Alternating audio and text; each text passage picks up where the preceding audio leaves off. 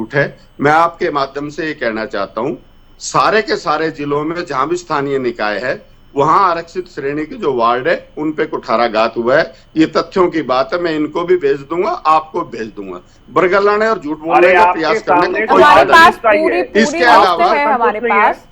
मैं आप आपसे इसके केवल अलावा जो कांग्रेस को लेकर संतोष नहीं है। मैं सवाल पूछ रही हूँ। पंकज जी, अब आप इनके समय में बोलने लगे, आप लोग अपने अपने टाइम में बोला कीजिए। मैं सवाल ये कर रही हूँ कि बीजेपी जो एक चुनाव खत्म हुआ उसके बाद अगले चुनाव की तैयारी में जो पार्टी लग जाती है, और आप लोग अभी क्या कर रहे हैं, हार का मंथन कर रहे हैं। कभी ईवीएम को लेकर बयान दे रहे हैं, कभी नेता एक दूसरे के खिलाफ बयान दे रहे हैं, एक लिस्ट जैसे तैसे आती है उस पर ब्रेक लगा दिए जाते हैं। तो सवाल ये कि बीजेपी जो कि इतना क्लियर है कि चुनाव लड़ने है, सिंबल पर ही चुनाव लड़ने है, मजबूती से तैयारी करनी है, तो क्या टिक पाएंगे क्या? बहुत सीधा सवाल मेरा बीजेपी के सामने। देखिए ज्योति जी, जिस प्रकार से एक मुद्दा बनाया जा रहा है, जो प्रभारी की सूची है उसमें आंशिक बदलाव किया गया था।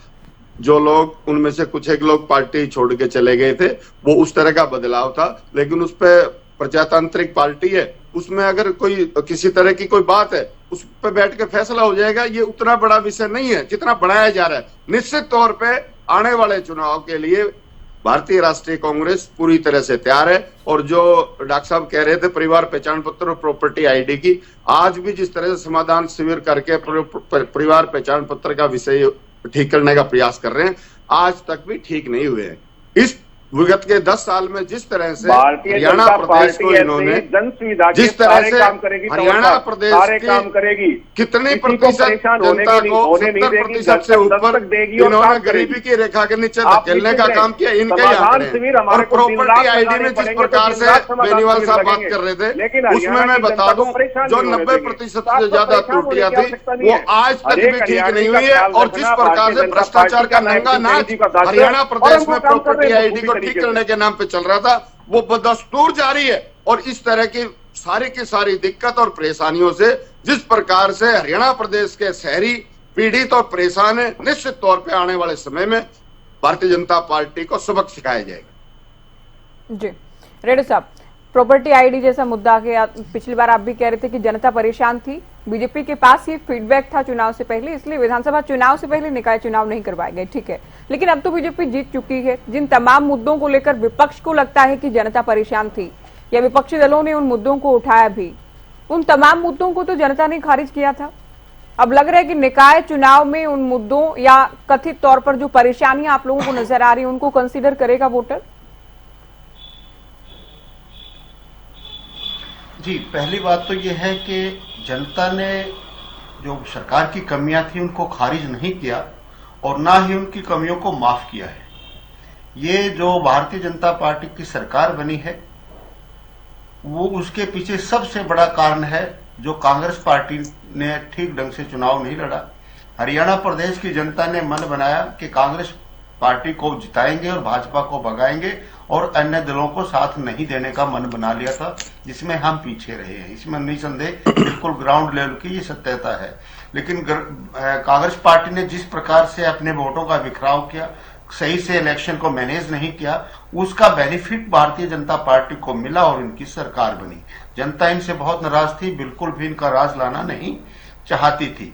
लेकिन कांग्रेस पार्टी जो है वो अब भी ऐसे ही चली हुई है। अभी हमारे भाई तंवर जी कह रहे हैं कि ये कोई बड़ा इश्यू नहीं है कि प्रभारी जी ने प्रभारियों की लिस्ट को खारिज करने का काम किया। तो भाई कितने इशू आपके आ चुके हैं, आप किसी को भी बड़ा नहीं मानते हो और फिर उसका खामियाजा प्रदेश को भुगतना पड़ता है। आज आपका इतना बड़ा विपक्ष प्रदेश ने देने का काम किया। बड़ा विपक्ष तो आपको मिल गया है, प्रदेश को मिला, लेकिन मजबूत विपक्ष नहीं मिला। 37 एमएलए जरूर आपके पास एक विपक्ष के रूप में बहुत बड़ा विपक्ष है, लेकिन एक मजबूत विपक्ष नहीं है। मजबूत विपक्ष तो आज भी इंडियन नेशनल लोकदल पार्टी ही है, बेशक हमारे 2 ही विधायक क्यों ना हो। यदि आपके लिए ये बड़े इशू नहीं है जो लिस्ट को कैंसिल कर दिया, वैसे तो ये शर्म की बात है कि एक प्रदेश अध्यक्ष लिस्ट निकालता है और उसको खारिज कर दिया जाता है और वो चेंज जो भी किए गए थे, चेंज ही किए गए हों भले ही, लेकिन फिर भी उसको खारिज कर दिया जाता है, कैंसर रद्द कर दिया जाता है तुरंत प्रभाव से। ये बड़े शर्म की बात है किसी भी संगठन के लिए। इससे पहले आप एलओपी नहीं बना सके, उसके बारे में भी यही बात थी, कोई बड़ा इश्यू नहीं है, क्योंकि कर्नाटका में तो 6 महीने तक बीजेपी ने नहीं बनाया था, इसलिए हम तो इनसे फालतू समय लेकर के बनाने का काम करेंगे। ये भी आपका बड़ा इश्यू नहीं था। 10 साल तक आपका संगठन नहीं बना, 10-11 साल तक, ये भी आपका बड़ा इश्यू नहीं है। आखिर आपका बड़ा इश्यू कौन सा है वो जरा बताने का काम करें, ताकि हम सिर्फ उसी की बात करें। फिर आज प्रदेश की जनता ने, आज ही नहीं बल्कि मैं तो ये कहूंगा 2019 में मन बनाया था भारतीय जनता पार्टी की सरकार को बदलने का और उसके एवज में कांग्रेस पार्टी को आगे लाने का मन बना लिया था। लेकिन वहां भी कांग्रेस पार्टी फेल रही, क्योंकि हमारी पार्टी में एक बड़ी टूट हुई। टूट के कारण हमारी पार्टी में भी बिखराव हुआ, उस टाइम हमारी वोटों का बड़ा बिखराव हुआ, इधर उधर चले गए और हमारा कहीं ना कहीं बैक लगी हमारे को। और उस टाइम भी कांग्रेस पार्टी के पास एक गोल्डन चांस था, यदि ये चाहते तो उस टाइम भी भारतीय जनता पार्टी को हरियाणा प्रदेश से चलता करने का काम किया जा सकता था। इसके बाद 2024 में फिर प्रदेश की जनता ने मन बनाया कि भाई दूसरे बड़ी पार्टी कांग्रेस ही है, इसी को आगे बढ़ा लो। लेकिन कांग्रेस पार्टी फिर अपने आप को ही पीछे खींचने में सफल रही, अपने आप को पीछे इन्होंने खुद ही खींचा। कांग्रेस को कांग्रेस ने ही मारने का काम किया। जनता ने तो बहुत बड़ा जीवन दान इनको देने का काम किया था। और अब इन चुनाव में भी देखना ज्योति जी, आपका उत्तर घूम फिर कर वही पहुंच रहा है जो मैंने पूछा। जिन मुद्दों को उठाया विपक्षी पार्टियों ने, जनता ने उनके खिलाफ या उन मुद्दों को लेकर बीजेपी के खिलाफ दरअसल वोट नहीं किया। अगर कांग्रेस उस वक्त कमजोर थी, गुटबाजी थी, तो अब तो हालात नहीं बदले ना रेड्डी साहब। निकाय चुनाव से पहले भी हालात नहीं बदलेंगे, तो बीजेपी के लिए खुला मैदान छोड़ने जैसा ही तो निकाय चुनाव में हालात नहीं बदलेंगे। नहीं, हालात नहीं बदलेंगे वाली बात नहीं है ज्योति जी, क्योंकि नहीं चाह रहा था हरियाणा प्रदेश भारतीय जनता पार्टी की सरकार को तीसरी बार लाना। वो क्या किया, हुआ क्या है सबको मालूम है, आपको हमसे भी ज्यादा मालूम है कि जिस प्रकार से कांग्रेस की वोट कई जगह डिस्ट्रीब्यूट हुई, इन्हीं के आदमी, इन्हीं के निर्दलीय व्यक्ति खड़े हुए और इन्हीं के सीनियर नेताओं ने कहा कि हमें 40 से ऊपर सीट नहीं चाहिए भाई, 40 से ऊपर सीट हमारी आ गई तो हमारा मुख्यमंत्री जाता रहेगा, मुख्यमंत्री पता नहीं कौन आकर के बैठ जाएगा। फिर ये बयान तो ऐसा कोई नहीं आया रेड्डी साहब, इन्होंने बयान नहीं आया, आप एक प्लानिंग का हिस्सा हो सकता है। इन लोगों में ये भ्रम बना दिया कि हमारा रास्ता आ रहा है, बयान नहीं आया था सामने, अपने आप सीटें खोली। ऐसा कोई बयान सामने नहीं आया था कांग्रेस के किसी भी नेता का कि 40 से ज्यादा विधायक बने तो सीएम की कुर्सी नहीं मिलेगी। हाँ, किसी की प्लानिंग ये हो सकती है। रामनाथ घोडेला बरवाला वाले इनके जो कैंडिडेट्स है उसकी वीडियो आप देख लीजिए, उसमें स्पष्ट रूप से कह रखा है कि भाई हमें 40 से ज्यादा सीटें चाहिए तो मुख्यमंत्री पता नहीं कौन हो जाएगा। बिल्कुल अच्छा, वीडियो मैंने की बात कर रहे हैं, किसी बड़े नेता की ओर जहां इशारा कर रहे हैं उनका, या दूसरे किसी बड़े नेता जो उनसे जुड़े हैं उनका बयान एटलीस्ट नहीं आया। ठीक है, तो आप ये कह रहे हैं कांग्रेस ने खुद को हरा दिया, लेकिन निकाय चुनाव में ऐसा नहीं हुआ।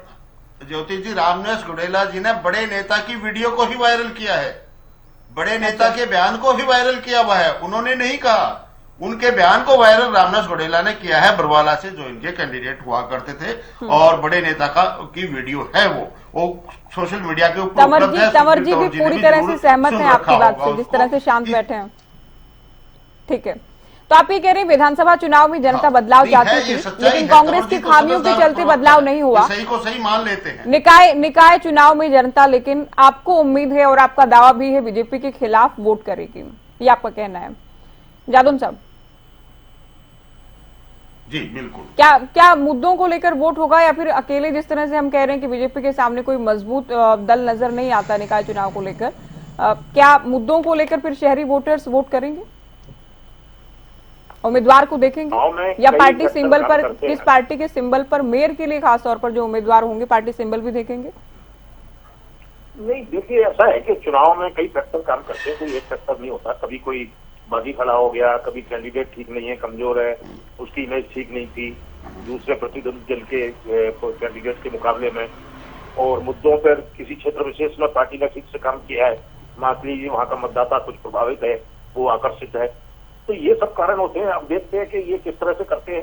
अभी तो विधानसभा चुनाव में तो यही रहा ना कि कई जगह इनके बागी खड़े हो गए, कम से कम 8-10 सीट पर तो बागी थे। वहाँ ये माना जा रहा था कि अगर इनको टिकट मिल जाता तो बागी जीत जाता, और वो जो अधिकृत प्रत्याशी है वो जीत नहीं पाया, उसके वोट उसने बंटवा लिए। तो कई जगह जो है इस तरह से जो बागियों ने अच्छा प्रदर्शन किया। तो अब ये देखने की बात है कि निकाय चुनाव में वो किस तरह से उतरते हैं। संगठन तो अपने आप में एक फैक्टर है ही कि अगर आपके पास पर्याप्त मजबूत संगठन नहीं है, निचले स्तर तक काम करने वाले कार्यकर्ता नहीं है, तो वोटर को कौन जो है कन्विंस करेगा, किस तरह से उनको जो है ये बताया जाएगा कि कांग्रेस जो है एक मजबूत विकल्प के रूप में निकाय चुनाव में चुनाव लड़ रही है और उसको जिताएंगे तो वो ठीक से काम करेंगे। वो अपना निकाय चुनाव को लेके पार्टी का कुछ ऐलान भी, कुछ घोषणा पत्र भी होते हैं, तो वो लेके किस तरह से समस्याओं का समाधान होगा। और किसी निगम विशेष की अलग अलग समस्याएं हैं तो उनको लेकर भी कुछ बात सर पार्टी को लोगों के बीच में रखनी होगी। वो वादे करने होंगे कि किस तरह से हम जो है चुनाव में जीतते हैं तो किस तरह से समस्याओं का समाधान करेंगे। और अभी तक जो निगम जिनके नेतृत्व में काम कर रहा था उन्होंने किस तरह से ढिलाई की है। तो ये सब है कि मुद्दे किस तरह से आप मतदाता को प्रभावित करते हैं, अपने पक्ष में लेने का काम किस तरह से करते हैं, उसको किस तरह से समझा पाते हैं। तो कांग्रेस को के अपने संगठन की पहली तो एक मजबूती पर ध्यान देना चाहिए कि निकाय चुनाव जब दरवाजे पर ही खड़े हुए हैं, अब तो आज रिजर्वेशन ही हो गया निगमों का, अब जो है रिजर्वेशन अपनी जगह हो गया है और सब इससे साफ इंडिकेट हो रहा है कि चुनाव जो है जिस तरह से सरकार ने हाई कोर्ट में आश्वासन दिया है कि फरवरी तक सारे चुनाव करा लेने हैं, 2 चरणों में चुनाव होने जा रहे हैं। तो अब ये कांग्रेस क्या अपने संगठन को कितने चरणों में तैयार करेगी, अब ये तो ये कांग्रेस को तय करना है। बाकी तो ये है कि मुद्दे होते ही हैं, घोषणा पत्र भी होता है, हर निगम का अपना एक प्रभाव क्षेत्र है, उस प्रभाव क्षेत्र में क्या समस्याएं हैं ये देखना है। तमाम जो है अभी तक बोर्ड न होने से अभी फरीदाबाद नगर निगम में तो जो है कई भ्रष्टाचार के मुद्दे भी उठाए जाते रहे कि 200 करोड़ रुपए का पेमेंट जो है बिना काम के हो गया। तो इस तरह के मुद्दे कई निगमों में, कहीं सीवर लाइन में ठीक से काम नहीं हुआ, कहीं कुछ उसमें हो गया, कभी कोई सड़कें हैं शहरी क्षेत्र की उनकी समस्याएं हैं, और भी पेयजल वगैरह भी तमाम समस्याएं जो है ना शहरी क्षेत्र की अपनी जगह काम करती हैं। प्रॉपर्टी आईडी तो अपनी जगह एक मुद्दा बना हुआ ही था। तो अब ये देखते हैं कि निकाय चुनाव में चूंकि मुद्दे कुछ अलग हो जाते हैं, वहाँ कार्यकर्ता और नेता कुछ अलग है, एमएलए का चुनाव लड़ने वाले नेता अलग है, वो कैंडिडेट अलग है, और निगम स्तर पर मेयर स्तर की राजनीति करने वाले नेता कार्यकर्ता अलग है। वो किस तरह से उन्होंने अब तक काम किया है सारी वो उसका समीक्षा हो जाती है, मतदाता खुद ही समीक्षा कर देता है। वो मुझे लगता है कि हमें कोई बहुत ज्यादा समीक्षा करने की जरूरत नहीं होती, वो मतदाता खुद समीक्षा करके फैसला करके और मतदान कर देता है और अपनी सरकार चुनता है। तो अब ये तीसरे इंजन की सरकार भारतीय जनता पार्टी को बनानी है, लेकिन अब मजबूत तो विपक्ष अगर है तो वो इसको चुनौती दे और उसको अपना प्रभाव बढ़ाने का काम करे। लेकिन अब मुझे लगता है कि सब इस तरह की ढिलाई जो इस तरह की दिखाई दे रही है अपोजिशन की तरफ से, तो लगता है कि भारतीय जनता पार्टी उसका प्रभाव जैसे उसने विधानसभा चुनाव में लाभ उठाया है, जिस तरह की जो है बिखराव का और टिकटों का सही चयन ना होना और बागियों का खड़ा हो जाना, तो निगम चुनाव में भी ये सब चीजें हो सकती है, पार्षदों के चुनाव में भी हो सकती है। तो अब देखना है कि किस तरह से ये जो हमारा हरियाणा का जो राजनीतिक तंत्र है वो किस तरह से चुनाव में उतरता है, ये देखने का होगा। उसी के हिसाब से फैसले चुनाव के परिणाम आएंगे। पंकज जी, विपक्ष के आरोप हैं कि बीजेपी चुनाव नहीं चाहती थी, निकाय चुनाव में देरी हुई और अदालत के चलते ही चुनाव हो रहे हैं। विपक्ष के मुताबिक जनता परेशान हुई, तो नहीं लगता कि जो लोग परेशान हुए शहरी लोग जहां जहां चुनाव होने जा रहे हैं उनका गुस्सा या आक्रोश रहेगा? देखिए ज्योति जी, ये सारे मुद्दे डिबेट में चुनाव, विधानसभा चुनाव से पहले भी तमाम यही बातें करते थे ये लोग, और लोकसभा चुनाव से पहले भी इन्हीं बातों पर इनका फोकस रहता था। लेकिन हरियाणा की जनता ने बार बार कमल खिलाकर हरियाणा में इनका मुंह बंद करने का काम किया है कि भैया जो आप कह रहे हैं वो तथ्यात्मक बातें नहीं है, वो सच्चाई नहीं है। सच्चाई ये है कि आज हरेक हरियाणवी का अगर कोई ख्याल रख रही है, हरेक हरियाणवी को आज खुशहाल रख रही है, आज सुशासन के साथ अगर कोई सरकार चल रही है तो भारतीय जनता पार्टी की सरकार है, नायब सिंह सैनी जी की सरकार और केंद्र में नरेंद्र मोदी जी की सरकार है। तो ये जो बात करते हैं इनकी बातों के कहने से कुछ फर्क नहीं पड़ता है। इनको मीडिया में बैठना है, कुछ ना कुछ बोलना है, इसलिए विपक्ष के नाते ये सरकार की कुछ बड़ाई तो कर नहीं सकते, तो कुछ ना कुछ खामियां निकालने का काम ये लोग यहाँ पर बैठ के करते हैं। और इनेलो के प्रवक्ता साथी ने ये जो कह रहे थे कि आप अपनी बात में कहिएगा, इनेलो के आपके साथी प्रवक्ता ने ये भी कहा था कि चुनाव से पहले आप लोगों को ग्राउंड रिपोर्ट ये मिली थी कि बीजेपी की हालत बहुत अच्छी नहीं है हरियाणा में, और ये एक बड़ा फैक्टर रहा कि आप लोग जितना डिले कर सकते थे आप लोगों ने किया। ज्योति जी, सभी के सामने है, जग जाहिर है, वार्डबंदी को लेकर उसमें जो आई खामियां या उसमें आए बार बार में दिक्कतें, वार्डबंदी की वजह से सारे चुनाव डिले हुए। लेकिन किसी भी जगह किसी भी हरियाणवी को या किसी भी क्षेत्र के अंदर किसी को परेशानी ना आए, इसके लिए भारतीय जनता पार्टी अपनी कार्यशैली के हिसाब से काम करती रही। चाहे वो कूड़े के निस्तारण की बात करें, चाहे वो आवारा पशुओं की बात करें, चाहे गलियों में स्ट्रीट लाइट की बात करें, गलियां बनाने की बात करें या नालियां बनाने की बात करें, वो सारे काम भारतीय जनता पार्टी अपने तरीके से करती रही। किसी को भी कोई समस्या नहीं आने दी। छोटी सरकार होती तो मैं मानता हूं कि और काम और गति से हो सकते थे। इसीलिए हम कह रहे हैं कि तीसरे इंजन की सरकार जब भारतीय जनता पार्टी की बनेगी, हरियाणा के अंदर तो गति की जो तीव्र गति है, जो आज डबल इंजन की सरकार डबल तरीके से कर रही है, ट्रिपल इंजन की सरकार ट्रिपल तरीके से करेगी। 3 गुना गति के साथ आगे हरियाणा विकसित होगा। इनेलो के प्रवक्ता साथी ने बार बार कांग्रेस पर कहा कि कांग्रेस ने चुनाव अच्छे से नहीं लड़ा। अरे साहब, कभी अपना भी तो बता दिया करो कि आपने चुनाव कैसा लड़ा। आपकी बातों पर हरियाणा की जनता ने क्यों नहीं विश्वास जताया? आप भी तो काफी सालों से चुनाव लड़ रहे हैं, आपकी भी सरकारें रही हैं, लेकिन आप अपने काम जो आपने किए हो कभी पुराने जमाने में, उनको बता करके हरियाणा की जनता के सामने पहुंच नहीं पाते। इसीलिए इनेलो को भी कांग्रेस को भी इन सबको ये था कि एंटी इनकम्बेंसी होगी कभी ना कभी हरियाणा के अंदर या देश के अंदर, तो हमारी सरकार आएगी। इसलिए ये लोग उछल कर कहते थे सरकार हमारी आ रही है, हमारी आ रही है। अब तो एंटी इनकम्बेंसी हो ही गई थी। भूपेंद्र सिंह हुड्डा की सरकार चली गई थी 10 साल में, तो अब बीजेपी की भी चली जाएगी। लेकिन बीजेपी काम करती है हरियाणा की जनता के एंटी इनकम्बेंसी नहीं, प्रो इनकम्बेंसी के साथ काम होता है। इसीलिए हरियाणा की जनता बार बार कमल खिलाती है। और अभी तंवर साहब ने भी कुछ कहा, मैंने आंकड़े निकलवा लिए हैं। मेरे को ये बता दें कि गुरुग्राम में पिछली बार जब जो वार्ड थे उनमें महिलाओं के लिए कितने आरक्षक थे? अब की बार महिलाओं को आगे बढ़ाने के लिए 10 वार्डों में काम किया, 10 वार्डों को आरक्षित किया गया। 20 वार्डों पे जनरल है और 3 पर अनुसूचित जाति और 3 पर BCA और BCB है। आप बात तो बताएं कि महिलाओं के उत्थान के लिए अगर भारतीय जनता पार्टी काम कर रही है, महिलाएं आगे आए, चुनाव में लड़े, जैसे वो घर चलाती वैसे राजनीति भी चलाएं, अपने गुरुग्राम को भी साफ रखे, गुरुग्राम को आगे के लेकर के। तो आपको आपत्ति है क्या? आपको परेशानी आती है क्या? ये भारतीय जनता पार्टी जो हर एक दल को, हर एक वर्ग को साथ लेकर के चलती, इसलिए हमारा मूल मंत्र भी है सबका साथ, सबका विकास और सबका विश्वास। इसी मूल मंत्र पर हम काम करते हैं और भारतीय जनता पार्टी हर एक वर्ग को, चाहे अनुसूचित जाति हो, जनजाति हो, BCA हो, BCB हो, चाहे जनरल कैटेगरी हो, सबको समान रूप से आगे लेकर के चलती है। और जिस तरीके की जो संरचनाएं होती है, उन संरचनाओं में सबको फिट बैठ जाए, किसी को कोई आपत्ति ना हो। इस तरीके से भारतीय जनता पार्टी की जो कार्यशैली है, तंवर साहब आप कभी समझ नहीं पाएंगे कि जीतने के बाद भी नए 40 लाख सदस्य बनाना किसी पार्टी के लिए कितना बड़ा काम होता है। कि भाई जीत भी गए हैं और फिर से जमीनी स्तर पर उन्होंने काम करना चालू कर दिया। तो ये हमारी जो निकाय चुनाव की तैयारियां हैं, उनको आप नजरअंदाज ना करें कि आज आप हमारे पे खिल्ली उड़ाने का काम करें। आप पहले अपना संगठन तो देख लें। आप 22 जिलाध्यक्ष तो बना के दिखा दीजिए साहब। हमने 40 लाख सदस्य बनाए, हम कह रहे हैं, गर्व से सीना ठोक कर कहते हैं कि 40 लाख नए सदस्य बनाए। आप 22 जिलाध्यक्ष बना के दिखा दीजिए। आपके पास 22 जिलाध्यक्ष नहीं है बनाने के लिए, और आपके पास एक CLP लीडर नहीं है बनाने के लिए। 5 मुख्यमंत्री थे चुनाव से पहले। भूपेंद्र सिंह हुड्डा अलग मुख्यमंत्री थे, कैप्टन अजय यादव अलग मुख्यमंत्री थे, शैलजा जी अलग मुख्यमंत्री थी, सुरजेवाला अलग मुख्यमंत्री थे। अलग अलग मुख्यमंत्रियों की फौज लेकर पूरे हरियाणा के अंदर आप लोग कूदे हुए थे। एक CLP लीडर, ना उसमें EVM की जरूरत है साहब, ना आपको उसमें बैलेट पेपर की जरूरत है। सिर्फ वहां बैठना है और कहना कि ये हमारा नेता है, लेकिन आपसे एक नेता नहीं चुना जा रहा।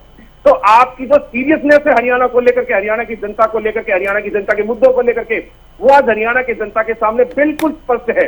तो इनेलो जो है वो कांग्रेस के कंधों पर बैठी है कि किसी तरीके से कांग्रेस ही आगे निकल जाए, और कांग्रेस किस तरीके से बिखर रही है वो हरियाणा की जनता के सामने है। और हरियाणा की जनता के सामने तंवर जी, आप लोगों के मुताबिक हरियाणा में जनता कमल का फूल दबाएंगे, बदलाव चाहती थी, लेकिन बदलाव नहीं हुआ। आप लोग तंत्र पर या जिस तरह के आरोप बीजेपी पर, EVM पर लगाते हैं, तो आप लोगों के पास तो अच्छा मौका था। अगर लोगों ने जिसे वोट किया, सुनिए, तो लोग और ज्यादा एग्रेसिवली वोट करते, केवल क्योंकि मेयर के चुनाव को कम से कम हम हल्के में नहीं ले सकते हैं। तो आप लोगों को तो ज्यादा तैयारी करनी चाहिए थी, विधानसभा के चुनाव से सबक लेकर। अपने संगठन में जो खामियां थी, गुटबाजी से जुड़ी जो परेशानी आप लोगों के सामने थी। देखिए ज्योति जी, भारतीय राष्ट्रीय कांग्रेस में आंतरिक लोकतंत्र जिंदा है और भारतीय जनता पार्टी में जो है वो आपको पता है। इसके अलावा जो अभी डॉक्टर साहब ने बात करी, बड़ी हास्यास्पद बात है। 2 से 3 साल का जो अंतराल रहा निगम और स्थानीय निकाय के अन्य चुनाव में, उसको वार्ड बंदी के नाम पे टाल देना इससे ज्यादा दुर्भाग्यपूर्ण नहीं हो सकता। इसके अलावा जो सवाल उठाए इन्होंने मेरे सवाल के ऊपर, मैं बड़े अदब और आदर से बताता हूं कि जो विगत में 33 वार्ड थे गुड़गांव में, उस पे अनुसूचित जाति की महिला सहित 6 सीटें थी 35 में से। अब अनुसूचित जाति वर्ग की महिलाओं समेत 3 सीट है। इस जो ये कदाचार हो रहा है, मैं इसकी बात कर रहा हूं, इसका जवाब इनके पास कोई नहीं है। इधर उधर की बात करेंगे, बेफिजूल की बात है। सीधी बात ये है कि 35 में से 6 और 36 में से मात्र 3 महिला समेत ये जो कुठाराघात है, इसकी मैं चर्चा कर रहा हूं। और ये ना कि सिर्फ गुरुग्राम में है, अपितु हरियाणा के सभी शहरी निकायों में है। मैं इसके आंकड़े दे दूंगा, इन्होंने कौन से आंकड़े निकलवाए उसका कोई औचित्य नहीं है। इसके अलावा जिस प्रकार से परिवार पहचान पत्र के नाम पे जो हरियाणा प्रदेश में जिस तरह से 70% से ज्यादा गरीबी की रेखा से नीचे कर दिया, प्रॉपर्टी आईडी में जिस तरह से लूट आज भी मची हुई है, शिक्षा के नाम पे कुछ नहीं कर पाए, और स्वास्थ्य के नाम पे गुड़गांव का और प्रत्यक्ष उदाहरण है जो अस्पतालों में आप आंकड़ों के ईंट नहीं लग पाई और पार्किंग बना दी गुड़गांव की। इसके अलावा शहरी सड़कें, सामने बोली है, सीवर व्यवस्था और पेयजल जिस प्रकार से शहरियों को नहीं मिल पाया, और भ्रष्टाचार का आलम तो क्या ही कहना, और कानून व्यवस्था में जिस प्रकार से निरंतर 10 वर्ष में फिरौती और सबूतों के साथ बोलता हूं, जो अपहरण का धंधा चौरों पे है, वो आपसे और हरियाणा वासियों से छिपा हुआ नहीं है। निश्चित तौर पे हर मुद्दे पे भारतीय जनता पार्टी की सरकार विफल हो चुकी है, और आने वाले समय में आपके पास कुछ बोलने को चुनाव होने स्थानीय निकाय के, इनमें भारतीय जनता पार्टी चलिए मैं लास्ट कमेंट जवाब दिया जाए। चलिए लास्ट कमेंट लेते हैं चर्चा का। कर देंगे रेणु साहब, 6 साल तक की अब की अगर बात ना करें, 2018 से पहले आप लोगों का कोर वोटर किसान का मेरा माना जाता था। ग्रामीण इलाकों में आप लोग मजबूत रहे, लेकिन अब तो वो हालात भी नहीं है। विधायक भी केवल 2 हैं आप लोगों के। तो क्या आप लोग वाकई उम्मीद कर रहे हैं कि शहरी सरकार में आप लोगों का कोई हिस्सा हो सकता है कि आप लोग अच्छा प्रदर्शन कर सकते हैं विधानसभा के मुकाबले? हाँ बिल्कुल ज्योति जी, हम अच्छा प्रदर्शन करेंगे। मैंने पहले भी बताया कि जो हालात 24 के विधानसभा के इलेक्शन के थे, पोलराइजेशन जो वोटों का था, उसके कारण हमारे को वोट कम मिले हैं। लेकिन अब क्योंकि प्रदेश की जनता ने देख लिया कांग्रेस पार्टी आगे नहीं बढ़ पा रही है, तो इंडियन नेशनल लोकदल को ज्यादा समर्थन और प्यार और आशीर्वाद मिलने का काम करेगा। अब हम मेरे छोटे भाई पंकज बेनीवाल जी पूछ रहे थे कि अपने बारे में भी बताने का काम करें। पंकज बेनीवाल जी, आपको याद है कि जब 2014 का चुनाव हुआ था तो हरियाणा प्रदेश में इंडियन नेशनल लोकदल पार्टी का विपक्ष बना था 19 एमएलए के साथ और 2 लोकसभा के साथ, जबकि कांग्रेस को मात्र 15 एमएलए और 1 लोकसभा सीट मिली थी। और 2009 में भारतीय जनता पार्टी कहां खड़ी थी और इंडियन नेशनल लोकदल पार्टी ने 32 एमएलए बनाए थे, 31 प्लस में 1। ये इंडियन नेशनल लोकदल पार्टी का इतिहास अगर और भी जानना चाहते हैं तो 1987 में 85 सीटें जीत करके इतिहास बनाने का काम किया था, और 1999 में 10 की 10 लोकसभा सीटें जीतने का काम किया था। ये इंडियन नेशनल लोकदल पार्टी वो पार्टी है जिसके संस्थापक देश के उप प्रधानमंत्री तक भी रह चुके हैं। बेनीवाल साहब, आप तो अभी नए नए आए हो, ये पार्टी तो बहुत पुरानी पार्टी है, और निश्चित तौर पर 2019 में हमारी सरकार बनती, ये तो हमारे को तो हमारों ने ही मार दिया। इस प्रकार से आज कांग्रेस को कांग्रेस मार रही है, इसी प्रकार से हमारे साथ भी हुआ था भाई। हम तो मान लेते हैं, कांग्रेस मानती नहीं है, फर्क इतना है। और आपकी पार्टी अच्छा प्रदर्शन करती है, हमारे को बेनीवाल साहब, हमारे को अपनों ने ही मारा, भाजपा में दम नहीं था हमारे को। एक मिनट, ऐसे नहीं खिचड़ी नहीं, हमारे को तो अपने ही मारा। मैं मान रहा हूं भाई, भाजपा में दम नहीं था, लेकिन उससे उभरने में हमारे को वक्त लगा, और अब हमें लगता है कि हम दोबारा से फिर अपने वोट बैंक को इकट्ठा करके और दोबारा चुनाव में अच्छे मजबूती से उतरेंगे, और इसमें जो अपना निकाय चुनाव में भी बहुत अच्छा प्रदर्शन चलिए, शुक्रिया आपका, शुक्रिया आप सभी का, आप लोग चर्चा में शामिल हुए। तो निकाय चुनाव को लेकर और अलग अलग दलों की दावेदारियों को लेकर, तैयारियों को लेकर चर्चा की। फिलहाल दीजिए इजाजत, नमस्कार।